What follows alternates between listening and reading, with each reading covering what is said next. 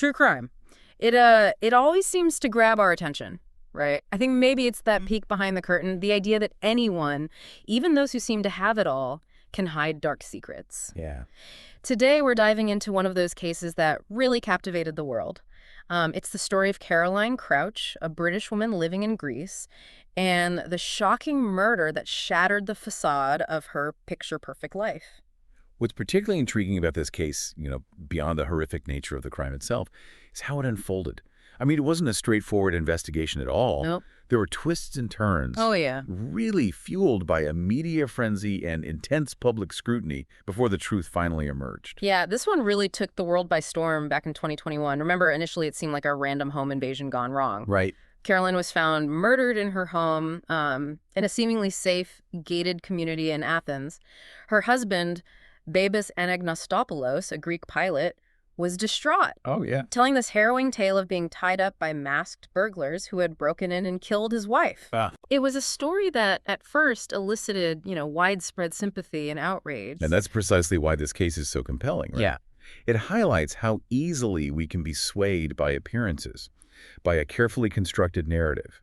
It forces us to confront the possibility that the people we think we know, those we trust, might be capable of unimaginable acts. It's like something out of a movie script, In the beginning, everything seemed almost too perfect. Right. Their whirlwind romance, the helicopter ride over Caroline's school when she was just 15, their elopement to Portugal, the idyllic life they portrayed on social media with their baby daughter. Yeah. It all added to the shock and disbelief when the truth eventually unraveled. This initial fairy tale framing played a significant role in shaping public perception.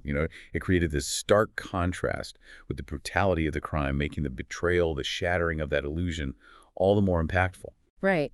And in the early days, the media just ate it up. The story was everywhere. The grieving husband, the innocent young mother, the brutal home invasion, the desperate search for the killers. It had all the elements of a gripping true crime drama. But as investigators dug deeper, cracks began to appear in Babis's story. One of the first things that raised red flags was the nature of the crime itself. Why would seasoned burglars target a house in a secure community, choosing to kill Caroline but only taking a small amount of cash and some jewelry? The brutality towards the family dog, found strangled and hung from the staircase, also seemed excessive and strangely personal for a supposed robbery. Yeah, it felt like there was more to this than met the eye. And as the investigation continued, the inconsistencies in Babis's account became harder to ignore. The police were meticulous in their work. They scrutinized every detail of the crime scene, pored over witness statements, and analyzed all available data. And it was technology specifically that started to unravel the carefully woven web of lies. So this is where things take a fascinating turn, right? Fill us in on what the investigators discovered that started to dismantle Babis's story. One of the most crucial pieces of evidence came from Caroline's smartwatch. Oh, wow.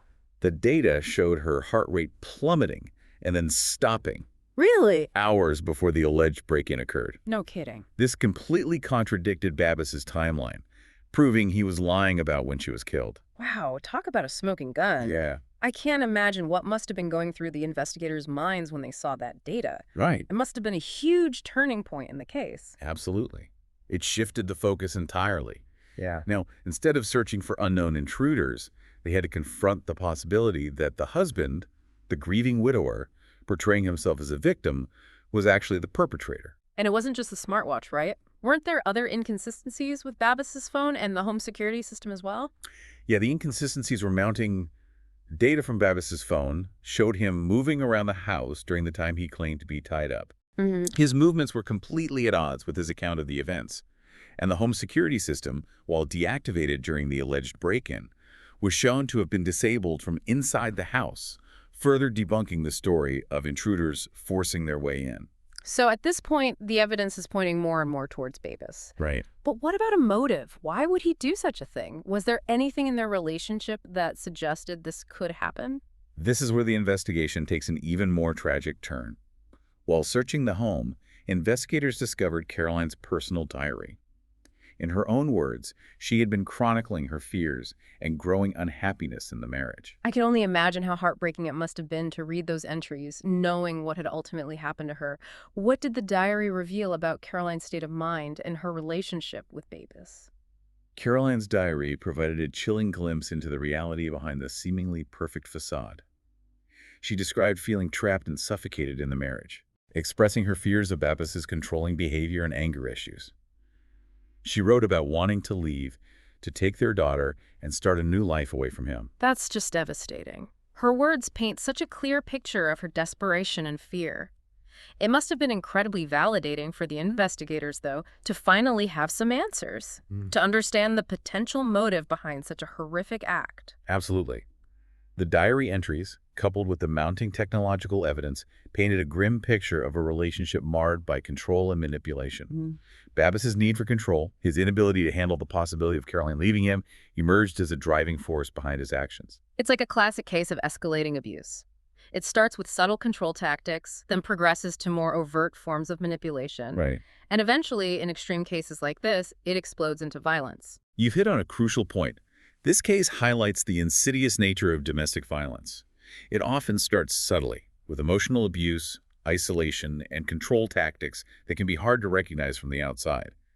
It's only when things escalate to physical violence that the true danger becomes apparent. And tragically, sometimes it's too late. In Caroline's case, she was clearly trying to escape the situation, but she didn't get the chance. Her diary entries were, in a sense, a cry for help, a plea for someone to see the truth behind the facade. And sadly, those cries went unanswered until it was too late. So the investigators now have this mountain of evidence, Right. but Babis is still sticking to his story. How did they finally get him to confess? What was it that finally broke him?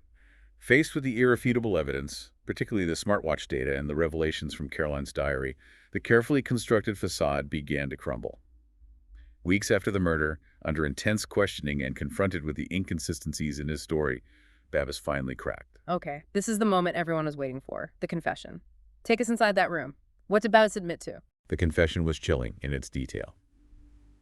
Babis admitted to suffocating Caroline with a pillow while she slept. Oh my gosh. He confessed to staging the entire crime scene, killing their dog to make the home invasion story more believable, tying himself up, and concocting the elaborate lie he'd been telling for weeks. What was his explanation? Did he offer any justification for his actions? His initial attempts to portray the murder as a crime of passion, a spontaneous act committed in a moment of anger after an argument, quickly unraveled under scrutiny. The premeditation involved in staging the crime scene, the lengths he went to cover his tracks, all pointed to a calculated and cold-blooded act. It's a horrifying thought to not only take someone's life, but to then try to manipulate the situation, to play the victim, and further traumatize those who loved her. It's a level of deception and cruelty that's hard to comprehend. Absolutely. And this calculated manipulation is a hallmark of abusers who seek to maintain control even after committing horrific acts.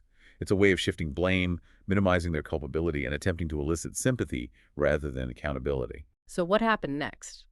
With the confession secured, how did the legal proceedings play out? What was the verdict in the case? The trial was highly publicized, with every detail scrutinized by the media and the public. Despite his confession, Babis attempted to maintain the crime of passion defense, claiming he had acted impulsively in a fit of rage. But surely with all the evidence against him, the jury didn't buy that, did they? No. The evidence, including Caroline's diary entries and the meticulous staging of the crime scene, was too overwhelming. The jury saw through his attempts to minimize his actions and delivered a guilty verdict. And what about the sentence? What was the punishment for such a heinous crime? So justice was served in the end. What was the sentence handed down? Babis Anagnostopoulos was sentenced to life in prison for the murder of Caroline Crouch, plus an additional 11.5 years for the killing of their dog. The court recognized the premeditation of his actions and the cruelty involved in staging the crime scene and attempting to deceive the authorities. Wow, that's a hefty sentence. It seems the court really wanted to send a message with this case. Absolutely. The severity of the sentence reflects the gravity of the crime and the impact it had on both Caroline's family and the wider community. It's a clear statement that violence against women, particularly within intimate relationships, will not be tolerated. It's a powerful message indeed. But as we know, no amount of punishment can truly bring back a life that's been lost. What about the aftermath of the case? What's happened to Caroline's daughter? Caroline's daughter, Lydia, is now being raised by her maternal grandparents in the UK.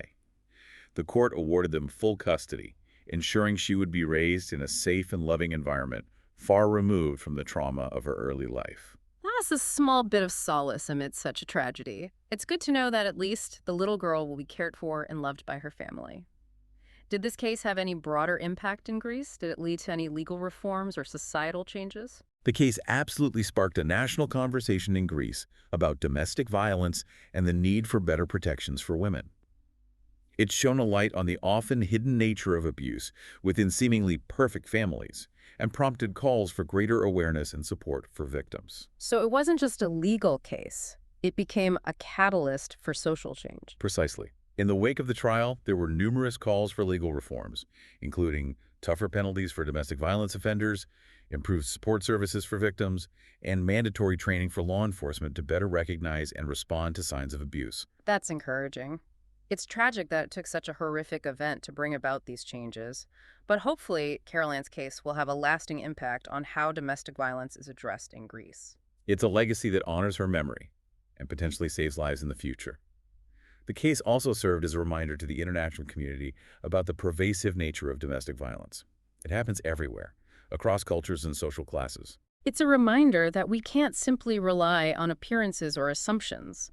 We need to be vigilant and aware of the signs of abuse, both in our own relationships and those around us. You're absolutely right. Learning to recognize the red flags, understanding the dynamics of abusive relationships, and knowing how to offer support or get help for those in need are crucial steps in addressing this global issue. This case has been a roller coaster of emotions. It's hard to believe that behind the facade of a seemingly perfect life, such darkness could exist. What are the key takeaways you would want our listeners to remember from this deep dive? I think the most important takeaway is the reminder that domestic violence can happen anywhere, to anyone. It's often hidden behind closed doors, making it even more important to be aware of the signs and to offer support to those who might be struggling. And to trust your instincts, right? If something feels off in a relationship, if you see red flags, don't ignore them. Exactly. Trust your gut feelings. And if you or someone you know is experiencing abuse, know that you are not alone. There are resources available, hotlines, shelters, and support groups that can provide help and guidance. This has been a truly insightful, albeit heartbreaking, deep dive. The story of Caroline Crouch is a tragic reminder of the devastating impact of domestic violence, but it's also a story of resilience, the power of truth, and the importance of seeking justice. Her legacy lives on in the fight against domestic violence and the ongoing efforts to create a world where everyone can feel safe and empowered in their relationships. Thank you for joining us for this deep dive. If you or someone you know needs help, please reach out to a domestic violence hotline or support organization in your area. Remember, you're not alone.